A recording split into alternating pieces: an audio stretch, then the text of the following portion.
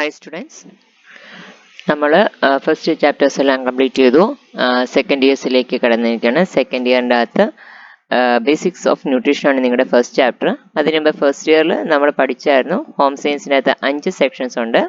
ഒന്ന് child development, second one child ഡെവലപ്മെൻറ്റിലെ human development, second one family resource management, third food science and nutrition, fourth textiles and clothing and fifth one is extension education.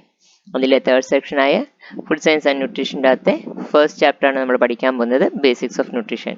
ഇതിൻ്റെ അകത്ത് നമ്മൾ nutrition എന്ന് പറഞ്ഞ സബ്ജക്റ്റിനെ ഇച്ചിരി വിശദമായിട്ട് പഠിക്കാനും അതിൻ്റെ ടേംസ് എന്താണെന്ന് മനസ്സിലാക്കാനും ന്യൂട്രിയൻസ് എന്താണെന്ന് പഠിക്കാനുമാണ് പോകുന്നത്. ഇതിലെ കുറേ പോർഷൻസ് ഒക്കെ നിങ്ങൾ ഓൾറെഡി പഠിച്ചതായിരിക്കും.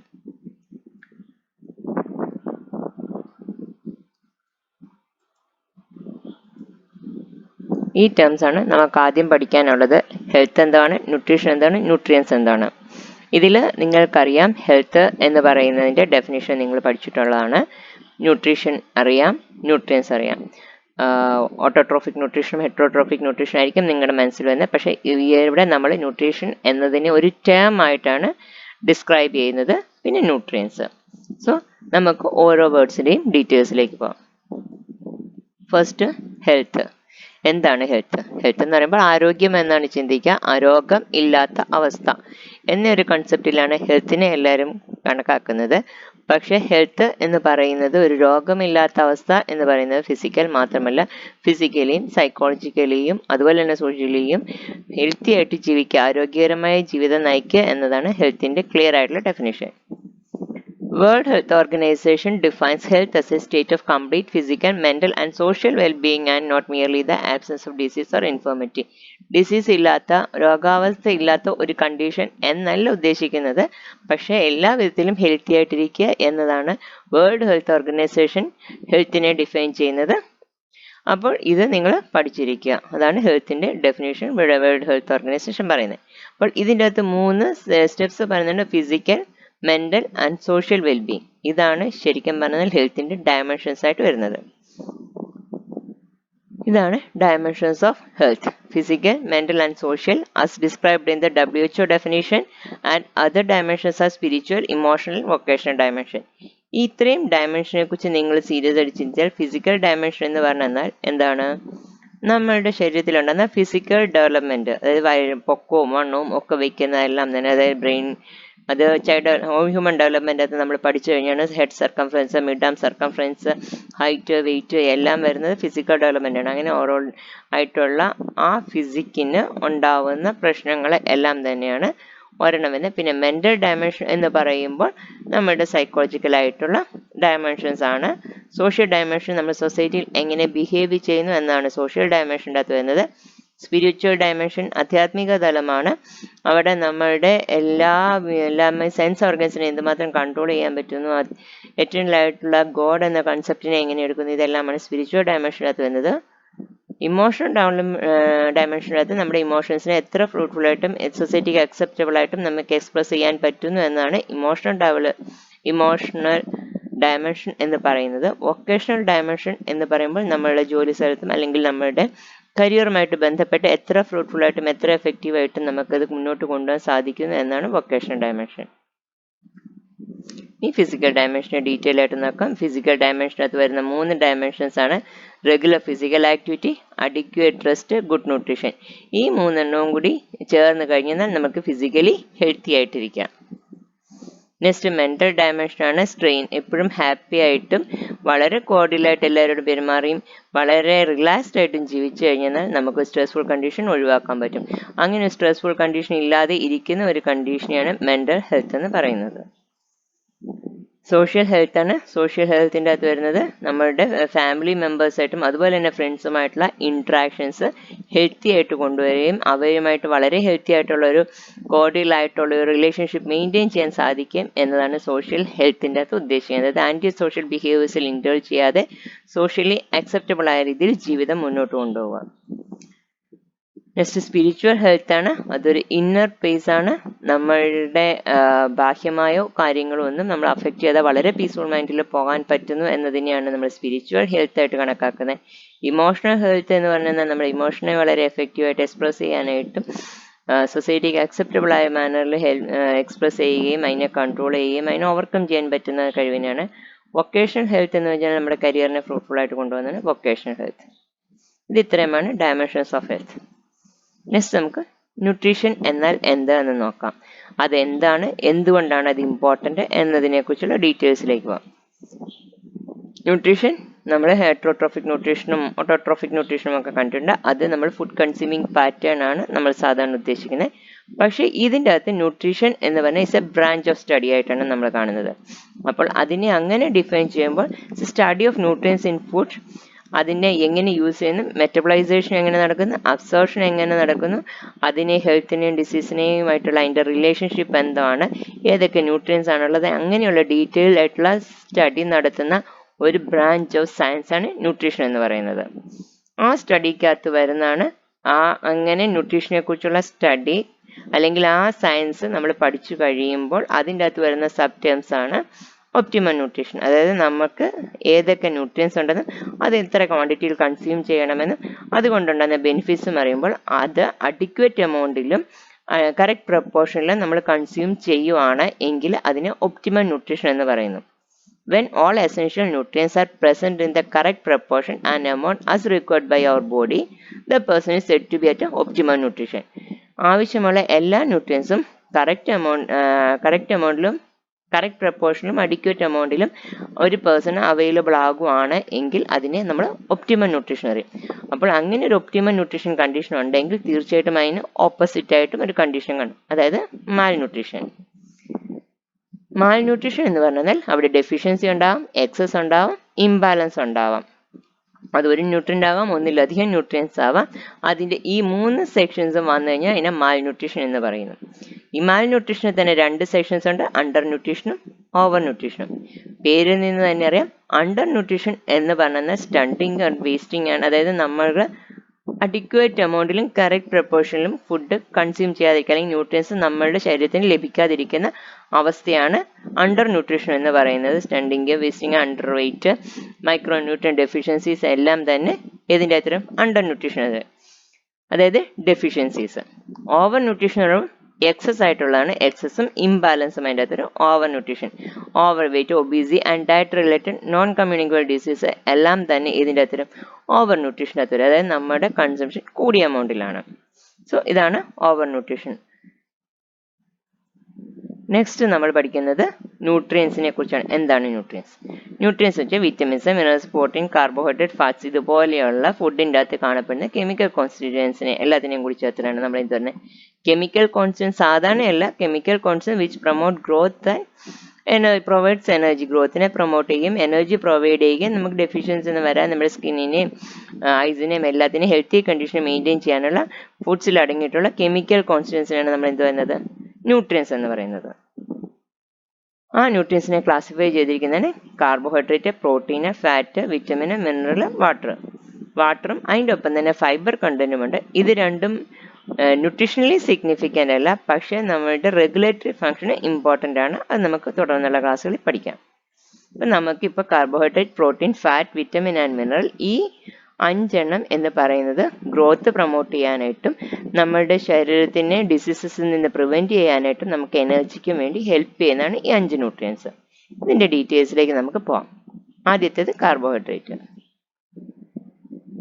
കാർബോഹൈഡ്രേറ്റ് എന്ന് വെച്ചാൽ ഇതാണ് കാർബോഹൈഡ്രേറ്റിന്റെ സ്ട്രക്ചർ എന്ന് C6H12O6. C6 എണ്ണി നോക്കിയെന്നറിയാൻ 6 carbon, C6H12O6 6 oxygen atom, 6 carbon atom, H12 hydrogen atom. അതായത് 1:2:1. സിയും എച്ചും ഓയും തമ്മിലുള്ള പ്രപ്പോർഷൻ എന്ന് പറയുന്നത് 1:2:1 ആണ്. C6H12O6. ഇതാണ് എല്ലാ കാർബോഹൈഡ്രേറ്റിന്റെയും ബേസിക് യൂണിറ്റ് ആയ സാക്രൈഡിന്റെ എംപിരിക്കൽ ഫോർമുല. ഇത് കൊണ്ടിട്ടാണ് കാർബോഹൈഡ്രേറ്റ്സ് ഫോം ചെയ്തത്. അല്ലെങ്കിൽ കാർബോഹൈഡ്രേറ്റ് ബേസിക് യൂണിറ്റ് എന്ന് പറഞ്ഞാൽ സാക്രൈഡ് ഗ്രൂപ്പാണ്. ഇതാണ് സാക്രൈഡ് ഗ്രൂപ്പ് എന്ന് പറയുന്നത്. നിങ്ങൾക്ക് എല്ലാവർക്കും അറിയാവുന്ന കാര്യമായിരിക്കും. നമുക്ക് അതിന്റെ ഡീറ്റെയിൽസിലേക്ക് പോകാം. കാർബോഹൈഡ്രേറ്റ്സിനെ ക്ലാസിഫൈ ചെയ്തിരിക്കുന്നു. ഇത് ഡയറ്ററി ക്ലാസിഫിക്കേഷൻ ആണ്. അതായത് ഡയറ്റിൽ നമ്മൾ ഇമ്പോർട്ടൻ്റ് ആയിട്ട് കൺസിഡർ ചെയ്യുന്ന കാർബോഹൈഡ്രേറ്റ്സിന്റെ മാത്രം ക്ലാസിഫിക്കേഷൻ ആണ് monosaccharide, disaccharide and polysaccharide. Mono എന്ന് വെച്ചാൽ single unit saccharide groups. Dye എന്ന് വെച്ചാൽ 2 സാക്രൈഡ് ഗ്രൂപ്പ്. പോളി എന്ന് വെച്ചാൽ 2-ൽ-അധികം സാക്രൈഡ് ഗ്രൂപ്പ്. ഫസ്റ്റ് മോണോസാക്രൈഡ്, അതായത് ഗ്ലൂക്കോസ്, ഫ്രക്ടോസ്, ഗാലക്ടോസ്. ഈ 3 മോണോസാക്രൈഡ് ഗ്രൂപ്പിൽ. ഡൈസാക്രൈഡ് ഗ്രൂപ്പിൽ മാൾട്ടോസ്, സൂക്രോസ്, ലാക്ടോസ്. പോളിസാക്രൈഡ് ഗ്രൂപ്പിൽ സ്റ്റാർച്ച്, ഗ്ലൈക്കജൻ, സെല്ലുലോസ്, സെൽസിൽ കാണപ്പെടുന്നത്, സ്കിന്നിലൊക്കെ കാണപ്പെടുന്നത്. ഇനി മോണോസാക്രൈഡ്സ് എന്താണെന്നൊക്കെ. മോണോസാക്രൈഡ്സ് തന്നെ ഗ്ലൂക്കോസും ഫ്രക്ടോസും ഗാലക്ടോസും. ഈ 3ന്റെ എംപെരിക്കൽ ഫോർമുല സ്ട്രക്ചറിലുള്ള ഡിഫറൻസ് ആണുള്ളത്. പക്ഷേ 3ന്റെ empirical formula C6, H12, O6 എന്ന് മാത്രമാണ്. അതിൻ്റെ OHൻ്റെയും Hൻ്റെയും പൊസിഷനിലുള്ള ഡിഫറൻസ് ആണ് ഇതിനെ 3നെയും ഗ്ലൂക്കോസും ഫ്രക്ടോസും ഗാലക്ടോസും ആക്കി മാറ്റുന്നത്. ഗ്ലൂക്കോസ് എന്ന് പറഞ്ഞാൽ മാൾട്ട് ഷുഗറാണ്. ഫ്രക്ടോസ് എന്ന് പറഞ്ഞു കഴിഞ്ഞാൽ ഫ്രൂട്ട് ഷുഗറാണ്. ഗാലക്ടോസ് എന്ന് പറഞ്ഞാൽ മിൽക്ക് ഷുഗറാണ്. ഇത് മിൽക്കിൽ കാണപ്പെടുന്നു, ഇത് ഫ്രൂട്ട്സിൽ കാണപ്പെടുന്നു, ഇത് മാൾട്ട്, പൊട്ടറ്റോ അതുപോലെയുള്ള മാൾട്ടിൽ കാണപ്പെടുന്നു. ഗ്ലൂക്കോസും ഫ്രക്ടോസും ഗാലക്ടോസും എല്ലാ സ്റ്റാർച്ചുകളും ഗ്ലൂക്കോസ് ഫോമിലായിട്ടാണ് നമ്മുടെ ബോഡിയിൽ അബ്സോർവ് ചെയ്യുന്നത്. ഡൈസാക്രൈഡ്സ് മാൾട്ടോസും സൂക്രോസും ലാക്ടോസുമാണ്. മാൾട്ടോസ് എന്ന് പറഞ്ഞാൽ 2 മോളിക്യൂൾ ഗ്ലൂക്കോസ് തമ്മിൽ ചേരുമ്പോൾ മാൾട്ടിൽ കാണപ്പെടുന്നതാണ്. അത് 2 മോളിക്യൂൾ ഓഫ് ഗ്ലൂക്കോസ് കമ്പൈൻ ചെയ്യും by elimination 1 molecule of water. അതാണ് മാൾട്ടോസ് എന്ന് പറയുന്നത്. ഇതിൻ്റെ അകത്തെല്ലാം തന്നെ എലിമിനേഷൻ 1 മോളിക്യൂൾ ഓഫ് വാട്ടർ ഉണ്ട്. ഇവിടെ ഗ്ലൂക്കോസുമായിട്ടാണ് ജോയിൻ ചെയ്യുന്നതെങ്കിൽ സൂക്രോസിൽ ഗ്ലൂക്കോസും ഫ്രക്ടോസുമായിട്ടും, ലാക്ടോസ് പറഞ്ഞു ഗാലക്ടോസ് മിൽക്ക് ഷുഗർ ആണെന്ന് പറഞ്ഞാൽ അപ്പോൾ ഗാലക്ടോസും ഗ്ലൂക്കോസുമായിട്ട് ചെയ്യുന്നതാണ് ലാക്ടോസ്. ഈ 3 ഡൈസാക്രൈഡ് എന്ന് പറയുന്നത്. നെക്സ്റ്റ് പോളിസാക്രൈഡ്സ് ആണ്. പോളിസാക്രൈഡ്സിൻ്റെ അകത്ത് വരുന്നതാണ് സ്റ്റാർച്ച്, അതായത് ലോങ് ചെയിൻ, ഇതുപോലെയുള്ള ലോങ് ചെയിൻ സ്റ്റാർച്ച്. ഇതിൽ ഓരോന്നും ഓരോ സാക്രൈഡ് ഗ്രൂപ്പുകളാണ്. ഓരോ കുഞ്ഞു സർക്കിൾസ് കാണുന്ന ഓരോ സാക്രൈഡ് ഗ്രൂപ്പ്. അങ്ങനെ ലോങ് ചെയിൻ ആയിട്ട് ഫോം ചെയ്തിരിക്കുന്നതാണ് പോളിസാക്രൈഡ്സ് എന്ന് പറയുന്നത്. അതിന് എക്സാമ്പിൾസ് ആണ് സെല്ലുലോസ്, അല്ലെങ്കിൽ അത് ഫൈബർ കണ്ടന്റ് ആണ്. ന്യൂട്രിയൻസ് പറഞ്ഞത് വാട്ടറും ഫൈബറും റെഗുലേറ്ററി ഫംഗ്ഷൻ ആണ്. അതിൽ ഫൈബർ കണ്ടന്റ് ആണ് സെല്ലുലോസ് എന്ന് പറയുന്നത്. പിന്നെ അമൈലോപെക്റ്റിൻ, സ്റ്റാർച്ച്, ഗ്ലൈക്കജൻ ഇതെല്ലാം തന്നെ ലോങ് ചെയിൻ സാക്രൈഡ് ഗ്രൂപ്പ്സ് ആണ്. ഇനി കാർബോഹൈഡ്രേറ്റ്സിന്റെ ഫംഗ്ഷൻസ്. എനർജി ഗിവിംഗ് ആണ്. 4.3 kilocalorie of energy provide ചെയ്യുന്നു. Protective and detoxifying action of liver. Heart muscular ആക്ടിവിറ്റീസിന് ഹെൽപ്പ് ചെയ്യുന്നു. നെർവസ് സിസ്റ്റത്തിന്റെ ഫംഗ്ഷനിങ്ങിന് ഹെൽപ്പ് ചെയ്യുന്നു. Protein sparing action. Protein sparing action എന്ന് പറഞ്ഞാൽ കാർബോഹൈഡ്രേറ്റ് ഫുഡ്സിന്റെ ആബ്സെൻസിൽ പ്രോട്ടീൻ എന്ത് ചെയ്യുന്നു, എനർജി പർപ്പസിന് വേണ്ടി യൂട്ടിലൈസ് ചെയ്യപ്പെടുന്നത്. അതായത് പ്രോട്ടീൻ ഗ്രോത്ത് ആൻഡ് മെയിൻ്റനൻസിന് പകരം protein is utilise for energy purposes. So it is known as a protein sparing action. Protein spared for energy purposes. അതിനെ പ്രിവെന്റ് ചെയ്യുന്നു കാർബോഹൈഡ്രേറ്റ്. അപ്പോൾ എനഫ് കാർബോഹൈഡ്രേറ്റ് ഉണ്ടെങ്കിൽ പ്രോട്ടീൻ ടിഷ്യൂ മെയിൻ്റനൻസിനെയും ഗ്രോത്തിനെയും ഹെൽപ്പ് ചെയ്യും. പിന്നത്തെ synthesis of non essential amino ആസിഡ്സിന്റെ സിന്തസിസിന് ഹെൽപ്പ് ചെയ്യുന്നു. ഫാറ്റിന്റെ ഓക്സിഡേഷന് ഹെൽപ്പ് ചെയ്യുന്നു. ഫ്ലേവർ ആൻഡ് വെറൈറ്റി, ഡയറ്റിന് ഫ്ലേവറും വെറൈറ്റിയും പ്രൊവൈഡ് ചെയ്യുന്നു. അതിന്റെ സോഴ്സസ് ആണ് സീരിയലും സീരിയൽ പ്രോഡക്ട്സും എല്ലാം തന്നെ കാർബോഹൈഡ്രേറ്റിന്റെ സോഴ്സസ് ആണ്. അതുപോലെ തന്നെ റൂട്ട്സ് ആൻഡ് ട്യൂബേഴ്സും ഫാറ്റ്സ് ആൻഡ് ഓയിൽസും കാർബോഹൈഡ്രേറ്റിന്റെ സോഴ്സസ് ആയിട്ട് വരും. നെക്സ്റ്റ് പ്രോട്ടീൻ ആണ്. ഇത് പ്രോട്ടീൻ മോളിക്യൂൾ ആണ്. ഇത് പ്രോട്ടീൻ റിച്ച് ഫുഡ്സ് ആണ്. പ്രോട്ടീൻസ് എന്ന് വെച്ചാൽ മറ്റേതിന് സാക്രൈഡ് ആയിരുന്നു, കാർബോഹൈഡ്രേറ്റിന് സാക്രൈഡ് ആയിരുന്നു ബേസിക് യൂണിറ്റ് എങ്കിൽ പ്രോട്ടീൻസിന്റെ ബേസിക് യൂണിറ്റ് എന്ന് പറയുന്നത് അമിനോ ആസിഡ്സ് ആണ്. അമിനോ ആസിഡ്സ് അതിന് നൈട്രജൻ കോമ്പൗണ്ടും കൂടി ഉണ്ട്. കാർബണും ഹൈഡ്രജൻ ഓക്സിജൻ കൂടെ നൈട്രജനും കാണും. അതാണ് അമിനോ ആസിഡ്സ് ആയിട്ട് വരുന്നത്. Main group. അതിനെ അമിനോ ആസിഡ്സിനെ 2ആയിട്ട് ക്ലാസിഫൈ ചെയ്തിരിക്കുന്നത് essential and non essential amino acids ആയിട്ട്. എസെൻഷ്യൽ അമിനോ ആസിഡ്സ് എന്ന് പറയുമ്പോൾ എസെൻഷ്യൽ ഇൻ ദ ഡയറ്റിൽ അത്യാവശ്യം വേണ്ടതാണ് എന്നാണ് എസെൻഷ്യൽ എന്നതുകൊണ്ട് ഉദ്ദേശിക്കുന്നത്. അതുകൊണ്ട് തന്നെ അത് നമ്മുടെ ബോഡിയിൽ സിന്തസൈസ് ചെയ്യപ്പെടുന്നില്ല. നമ്മുടെ ബോഡിയിൽ സിന്തസൈസ് ചെയ്യപ്പെടാത്തത് കൊണ്ട് നമുക്കതിൻ്റെ കൂടെ ഡയറ്റിൽ കൂടെ പ്രൊവൈഡ് ചെയ്യണം.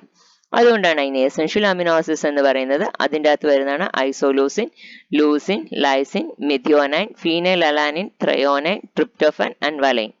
ഇത്രയുമാണ് എസെൻഷ്യൽ അമിനോ ആസിഡ്സ് ആയിട്ട് വരുന്നത്. ഈ 8 എസെൻഷ്യൽ അമിനോ ആസിഡ്സ് കൂടാതെ ഇൻഫൻസി പീരീഡിൽ ആവശ്യമുള്ളതാണ് ആർജിനിൻ ആൻഡ് ഹിസ്റ്റിഡിൻ. അതായത് 10 ഈ 8 എസെൻഷ്യൽ ആണ്. ആർജിനിനും ഹിസ്റ്റിഡിനും ഗ്രോത്തിന്റെ സമയത്ത്, അതായത് ചൈൽഡ്ഹുഡിൽ അല്ലെങ്കിൽ ഇൻഫൻസി പീരീഡിൽ ആവശ്യമുള്ളതാണ്. അതുപോലെ തന്നെ പക്ഷേ അഡൾട്ട്ഹുഡിൽ ആവശ്യം ഉണ്ടാവാറില്ല. അതുകൊണ്ടാണ് ഇതിന് സെമി എസെൻഷ്യൽ വന്നത്, ആർജിനിനും ഹിസ്റ്റിഡിനും. അങ്ങനെ 10. ബാക്കിയുള്ളത് 11 നോൺ എസെൻഷ്യൽ അമിനോ ആസിഡ്സ് ആണ്. അതെന്തെയും നമ്മളുടെ ബോഡിയിൽ മെറ്റബോളൈസ് ചെയ്ത് എടുക്കാൻ പറ്റും. അതിനെയാണ് non essential amino acid. So it is not essential to provide it through the diet. Diet കൂടെ പ്രൊവൈഡ് ചെയ്യേണ്ട ആവശ്യമില്ല. ഇനി പ്രോട്ടീൻസിന്റെ ക്ലാസിഫിക്കേഷൻ ആണ്. ഈ classification based on the amino acid content ആണ്. അതുകൊണ്ടാണ് അതിനെ ന്യൂട്രീഷണൽ ക്ലാസിഫിക്കേഷൻ എന്ന് പറയുന്നത്. അമിനോ ആസിഡ്സിന്റെ പ്രസൻസിനെ ബേസ് ചെയ്തിട്ടാണ് ഈ ക്ലാസിഫിക്കേഷൻ വന്നത്. അപ്പോൾ അതിൽ നിന്ന് തന്നെയാണ് കംപ്ലീറ്റ് പ്രോട്ടീൻ എന്ന് വെച്ചാൽ എല്ലാ 10 എസെൻഷ്യൽ അമിനോ ആസിഡ്സും റിക്വയർഡ് പ്രൊപ്പോർഷനിലും എമൗണ്ടിലും ഉണ്ടെങ്കിൽ അതിനെ കംപ്ലീറ്റ് പ്രോട്ടീൻ എന്ന് പറയുന്നത്. എഗ് ആണ് കംപ്ലീറ്റ് പ്രോട്ടീൻ ഒരു എക്സാമ്പിൾ. പിന്നെ മിക്കവാറും എല്ലാ ആനിമൽ ഫുഡ്സും കംപ്ലീറ്റ് പ്രോട്ടീൻ്റെ അകത്ത് വരുന്നതാണ്. പിന്നെ പാർഷ്യലി ഇൻകംപ്ലീറ്റ് പ്രോട്ടീൻ എന്ന് പറയുമ്പോൾ സീരിയൽസും പൾസസിനും ഒക്കെ മെഥിയോനൈനും ട്രിപ്റ്റോഫാനും ലാക്കിംഗ് ആണ്. അതുകൊണ്ട് അതിൻ്റെ അകത്ത് 1-2 amino acids essential amino acids lack ചെയ്യുന്നത് കൊണ്ട് പാർഷ്യലി ഇൻകംപ്ലീറ്റ് പ്രോട്ടീൻ എന്ന് പറയുന്നു. ഇൻകംപ്ലീറ്റ് പ്രോട്ടീൻസ് എന്ന് പറയുമ്പോൾ കംപ്ലീറ്റ് ആയിട്ടും പാർഷ്യലി ഇൻകംപ്ലീറ്റ് അകത്ത് ലാക്ക് ചെയ്യുന്നത് മാത്രമേ ഉള്ളൂ. പക്ഷെ ഒന്നിലധികം ന്യൂട്രിയൻസ് അതിൻ്റെ അകത്ത് എസെൻഷ്യൽ അമിനോ ആസിഡ്സ് ഇല്ലാണ്ടിരിക്കുന്ന കണ്ടീഷനിലാണ് ഇൻകംപ്ലീറ്റ് പ്രോട്ടീൻസ് എന്ന് പറയുന്നത്. ഇനി പ്രോട്ടീൻസിന്റെ ഫങ്ഷൻസ്, അത് ബിൽഡിംഗ് ബ്ലോക്സ് ആയിട്ട് വർക്ക് ചെയ്യുന്നു, റിപ്പയറിന് ഹെൽപ്പ് ചെയ്യുന്നു, transportation, formation, clotting, defence mechanism, അത് ഹോർമോൺസിന്റെയും അതുപോലെയുള്ള എൻസൈംസിന്റെയും ഒക്കെ സിന്തസിസിനും ട്രാൻസ്പോർട്ടേഷനും ക്ലോട്ടിങ്ങിനും ഡിഫൻസ് മെക്കാനിസം എല്ലാം പ്രോട്ടീന് എസെൻഷ്യൽ ആണ്. അതുപോലെ തന്നെ നമ്മുടെ knees, hairs, eyes, skin, blood bones, മസിൽസിന്റെ എല്ലാം സിന്തസിസിനും പ്രോട്ടീൻ അത്യാവശ്യമാണ്. അതായത് അത് നമ്മളുടെ ഒരു സെൽഫ് ഫോർമേഷന് ഹെൽപ്പ് ചെയ്യുന്നതും അതിന്റെ മെയിൻ്റനൻസും റീജുവനേഷനും എല്ലാം ഹെൽപ്പ് ചെയ്യുന്നതാണ്. ഇതിൻ്റെ അകത്ത് പ്രോട്ടീൻ സ്പെയറിംഗ് ആക്ഷൻ ഇൻക്ലൂഡഡ് ആണ്. നെക്സ്റ്റ് സോഴ്സസ് ആണ്. ഇത് വെജിറ്റേറിയൻ സോഴ്സസ് ആണ്. അതായത് എല്ലാവിധ പൾസസും ഇൻക്ലൂഡഡ് ആണ്. ഇതാണ് അതിന്റെ വെജിറ്റബിൾ സോഴ്സ് ഓഫ് പ്രോട്ടീൻ. ഇത് ആനിമൽ സോഴ്സ് ഓഫ് പ്രോട്ടീൻ. എല്ലാ ആനിമൽ പ്രോഡക്ട്സും പ്രോട്ടീൻ റിച്ച് ആണ്. ഇതിൽ പൾസസ് പ്രോട്ടീൻ റിച്ച് ആണ്. ഏറ്റവും കൂടുതലുള്ള സോയയിലാണ്. ഇതാണ് അതിന്റെ ആനിമൽ സോഴ്സും ഇത് വെജിറ്റബിൾ സോഴ്സസും ഇത് ആനിമൽ സോഴ്സും. ഇനി പ്രോട്ടീൻ എനർജി മാൽന്യൂട്രീഷൻ ആണ്. നിങ്ങൾക്ക് എല്ലാം അറിയാം PEM എന്താണ്. അതിന്റെ മെയിൻ 2 അസുഖങ്ങളാണ് മരാസ്മസും ക്വാഷിയോക്കറും. പ്രോട്ടീൻ എനർജി മാൽന്യൂട്രീഷൻ, അത് underconsumption of calories or protein. പ്രോട്ടീൻ്റെ കാലറീസിന്റെ അണ്ടർ കൺസപ്ഷൻ മൂലം ഉണ്ടാവുന്നതാണ് പ്രോട്ടീൻ എനർജി മാൽന്യൂട്രീഷൻ എന്ന് പറയുന്നത്. ഇത് പോവേർട്ടിയിലാണ്, സാധാരണഗതിയിൽ പോവേർട്ടി കണ്ടീഷൻസിലാണ് ഇത് കൂടുതൽ, അല്ലെങ്കിൽ സ്റ്റാർവേഷൻ കണ്ടീഷനിലാണ് ഉണ്ടാവുന്നത്. ആവശ്യത്തിന് ഫുഡ് കിട്ടാതെ വരെ, നല്ല ക്വാളിറ്റി ഫുഡ് കിട്ടാതെ വരുമ്പോൾ ഉണ്ടാകുന്നതാണ്. അതിൽ ക്വാഷിയോക്കർ എന്ന് പറഞ്ഞാൽ പ്രോട്ടീൻ ഡെഫിഷ്യൻസിയും മരാസ്മസ് എന്ന് പറഞ്ഞാൽ കാലറി ഡെഫിഷ്യൻസിയുമാണ്. ഈ കുട്ടികൾ തമ്മിലുള്ള വ്യത്യാസം തന്നെയാണ് ഇതിന്റെ സിംറ്റംസിലുള്ള വ്യത്യാസം വരുന്നത്. ഇത് ഫ്ലാബി ചൈൽഡ് ആണ്, അതായത് തിന്നു കൊഴുത്ത് അങ്ങനെ ഇരിക്കുന്ന, പക്ഷേ ഇറ്റ്സ് എ പ്രൊട്രൂഡഡ് ബെല്ലിയാണ്. അത് തന്നെ പ്രൊട്രൂഡഡ് ഐസ് ആണ്. ഇത് ഒരു ന്യൂട്രീഷൻ ഡെഫിഷ്യൻസി ആണ്. അത് എഡീമ മൂലമാണ് ഈ മുഖവും ഇവിടവും ഒക്കെ ഇങ്ങനെ ബൾജ് ചെയ്തിരിക്കുന്നത്. ഇത് വിതേർഡ് ഓൾഡ് മാൻ ലുക്ക് എന്ന് പറയും. അവർക്ക് കംപ്ലീറ്റ് ആയിട്ടും വേസ്റ്റേജ് ഓഫ് മസിൽസ് ആണ് ഉണ്ടാവുന്നത്. ഇതിന്റെ ഡീറ്റെയിൽസിലേക്ക് പോകാം. പ്രോട്ടീൻ എനർജി മാൽന്യൂട്രീഷൻ, ക്വാഷിയോക്കറും മരാസ്മസും. മരാസ്മിക് ക്വാഷിയോക്കർ ഉണ്ട്, അതിൻ്റെ അകത്ത് എഡീമയുണ്ട്, വേസ്റ്റേജ് ഓഫ് മസിൽസും രണ്ടും കൂടി ഉണ്ടാകുന്നതാണ് മരാസ്മിക് ക്വാഷിയോക്കർ. ഇതിന്റെ ക്ലാസിഫിക്കേഷൻ, ക്വാഷിയോക്കർ നമ്മൾ സ്വെല്ലിംഗ് ഓഫ് ലെഗ്സ് ഉണ്ട്, സ്പേഴ്സ് ഹെയർ, രണ്ടിൻ്റെ അകത്ത് സ്പേഴ്സ് ഹെയർ വരും. മൂൺ ഫേസ് ഇതിന് വരുന്നതാണ് മൂൺ ഫേസ്, അതാണ് അതിന്റെ ഇമ്പോർട്ടൻറ്റ്. പിന്നെ flaky appearance of skin, swollen abdomen, thin muscles but fat present. ഇതാണത്. ഫ്ലാബി ചൈൽഡിന്റെ ലുക്ക് ആയിരിക്കും ക്വാഷിയോക്കർ ഉണ്ടാവുക. പക്ഷേ മരാസ്മിക് ചൈൽഡിന് old man, withered old man appearance ആണ് ഉണ്ടാവുക. ലിംസിൻ്റെ അത് മസിൽസ് കാണത്തില്ല, ഫാറ്റ് കാണത്തില്ല, അണ്ടർ വെയ്റ്റ് ബോഡി ആയിരിക്കും ഉണ്ടാവുക. ഇതാണ് ഇത് തമ്മിലുള്ള വ്യത്യാസം. നെക്സ്റ്റ് ലിപ്പിഡ്സ് ആണ്. ലിപ്പിഡ്സിനകത്ത് ഫാറ്റ്സും ഓയിൽസും എല്ലാമാണ്. നിങ്ങൾക്കറിയാം ഇത് പ്യുവർലി കാർബോഹൈഡ്രേറ്റ് ഫുഡായിട്ട് വരുന്നതാണ്. ഇത് എനർജി പ്രൊവൈഡിങ് മാത്രമാണ് ലിപ്പിഡ്സിന്റെ ഫംഗ്ഷൻ വരുന്നത്. ഡീറ്റെയിൽസിലേക്ക് ഇപ്പോൾ ഇത് tri esters of fatty acid with glycerol ആണ് അതിന്റെ ബേസിക് യൂണിറ്റ് എന്ന് പറഞ്ഞാൽ. അപ്പോൾ ഇതിന്റെ ബേസിക് യൂണിറ്റ് ഫാറ്റി ആസിഡ്സ് ആണ്, which is combined with glycerol to form the lipids. ആ ലിപ്പിഡ്സിന്റെ അകത്ത് വരുന്ന 2 ഗ്രൂപ്പ്സ് ആണ് ഫാറ്റ്സും ഓയിൽസും. ഇത് രണ്ടും ട്രൈഗ്ലിസറൈഡ് ആണ്. പ്ലാന്റ്സിലും ആനിമൽസിലും കാണപ്പെടുന്നു. ഒരു മേജർ ഗ്രൂപ്പ് ഓഫ് ഡയറ്റ് ആണ്. ഇപ്പം ആനിമൽ ഫുഡ്സിലൊക്കെ ഇത് കാണും, പക്ഷെ അത് എംബഡഡ് ആയിട്ടായിരിക്കും കാണുക, ഫ്രീ സ്റ്റേജിലായിരിക്കത്തില്ല. പക്ഷേ നട്ട്സിലും എല്ലാം മതിയായിരിക്കും. പക്ഷെ നട്ട്സിൽ നിന്ന് നമ്മൾ എന്ത് ചെയ്യുന്നു, എക്സ്ട്രാക്ട് ചെയ്ത് ഓയിൽസ് എടുക്കുന്നു. അതെല്ലാം തന്നെ ലിപ്പിഡ്സിന്റെ കീഴിലാണ് വരുന്നത്. അപ്പോൾ ഇതിന്റെ ബേസിക് യൂണിറ്റിലെ ഫാറ്റി ആസിഡ്സ് ആണ് ലിപ്പിഡ്സിന്റെ ബേസിക് യൂണിറ്റ്. അത് 12 കാർബൺ ടു 24 കാർബൺ ഉണ്ടാവാറുണ്ട്. അതിന് ഒരു ലോങ് ചെയിൻ ആയിട്ട് ഫോം ചെയ്യും. പക്ഷേ അറ്റ് ടൈംസ് ഡബിൾ ബോൺസും പ്രസന്റ് ആവാറുണ്ട്. ആ ഡബിൾ ബോൺസിന്റെ പ്രസൻസിനെ വെച്ച് ഇതിനെ ഡിഫറെന്റ് ഇതിൽ ക്ലാസിഫൈ ചെയ്തിട്ടുണ്ട്. ഫാറ്റി ആസിഡ്സ് എല്ലാ സിംഗിൾ ബോണ്ടഡ് ആണ് എങ്കിൽ അതിനെ സാച്ചുറേറ്റഡ് എന്ന് പറയും. കാരണം എല്ലാ ബോൺസും എന്ത് ചെയ്യും, സാച്ചുറേറ്റഡ് ആയിരിക്കും. അതേസമയം ഏതെങ്കിലും കാർബൺ കാർബൺ ബോണ്ടിങ്ങിൽ അൺസാച്ചുറേറ്റഡ് 4 വാലൻസീസ് ആണ് കാർബൺ ഉണ്ടാകുന്നത്. അപ്പോൾ അതിൽ ഇവിടെ കാർബൺ കാർബൺ സിംഗിൾ ബോണ്ടിൽ ആണ് എങ്കിൽ അതിനെ കംപ്ലീറ്റ്ലി സാച്ചുറേറ്റഡ് എന്ന് പറയും. പക്ഷെ ചിലതിൻ്റെ അകത്ത് കാർബൺ കാർബൺ ലിങ്കേജിൽ ഡബിൾ ബോണ്ട് ഉണ്ടാവാറുണ്ട്. അങ്ങനെയുള്ളതിനാണ് അൺസാച്ചുറേറ്റഡ് എന്ന് പറയുന്നത്.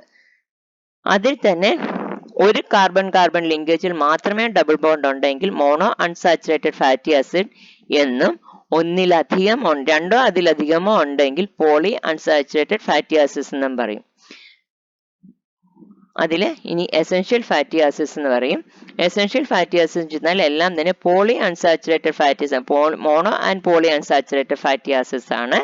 അതെല്ലാം നമ്മുടെ ബോഡിക്ക് വേണ്ടതാണ്. കാരണം അത് പക്ഷെ അതെന്ത് ചെയ്യത്തില്ല, ബോഡിയിൽ സിന്തസൈസ് ചെയ്യത്തില്ല.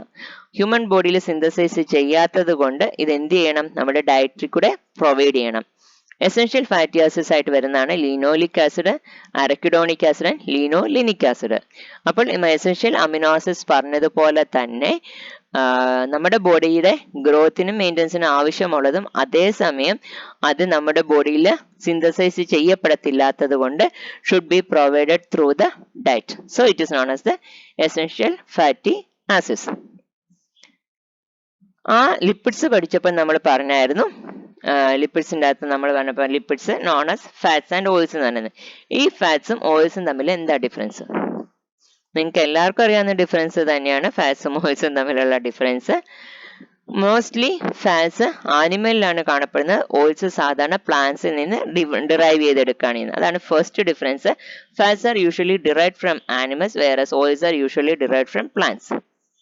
അതുപോലെ തന്നെ fats tend to be solid at room temperature. എല്ലാ ഫാറ്റ്സും എന്തായിരിക്കും, സോളിഡ് ആയിരിക്കും. അതുപോലെ ബട്ടർ, പിന്നെ ഹൈഡ്രജനേറ്റഡ് വെജിറ്റബിൾ ഓയിൽ ഒക്കെ ഇതിന് എക്സാമ്പിൾ ആണ്. അതെല്ലാം എന്തായിരിക്കും, റൂം ടെമ്പറേച്ചർ സോളിഡ് ആയിരിക്കും.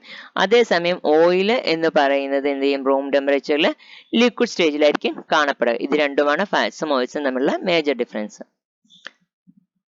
ലിപ്പിഡ്സിന്റെ ക്ലാസിഫിക്കേഷൻ ആണ് simple lipids, compound lipids, derived lipids.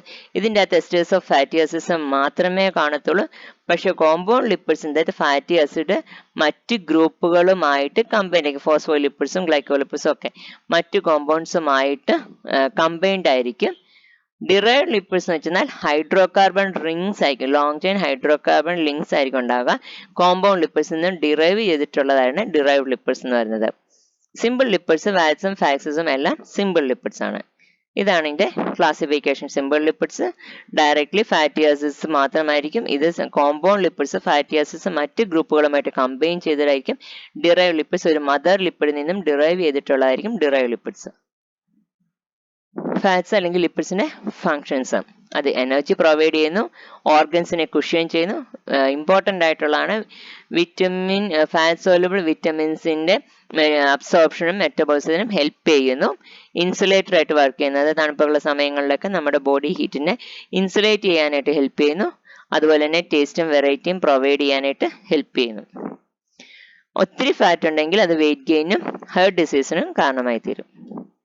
ഇതിന്റെ സോഴ്സസ് ആണ് എല്ലാ ആനിമൽ ഫുഡ്സിലും ഫാറ്റ്, ചീസ് അങ്ങനെയുള്ള ആനിമൽ ഫുഡ്സ് എല്ലാം തന്നെ. അതുപോലെ തന്നെ നട്ട്സ് ആൻഡ് ഓയിൽ സീഡ്സിൽ നിന്നും നമുക്ക് എന്ത് ചെയ്യും, ഓയിൽ എക്സ്ട്രാക്ട് ചെയ്യാം. ഇതിൽ നിന്നെല്ലാം തന്നെ നമുക്ക് എന്ത് ചെയ്യും, ഫാറ്റ്സും ഓയിൽസും അവൈലബിൾ ആവുന്നു. അപ്പം nuts and oil seeds, coconut എല്ലാം തന്നെ ഫാറ്റ്സിന്റെ സോഴ്സസ് ആയിട്ട് വരും. പിന്നെ ആനിമൽ ഫുഡ്സിൽ ബട്ടർ, മാർഗിന എല്ലാം തന്നെ സാച്ചുറേറ്റഡ് ആയിട്ടുള്ള ഫാറ്റ്സിന് എക്സാമ്പിൾ ആണ്.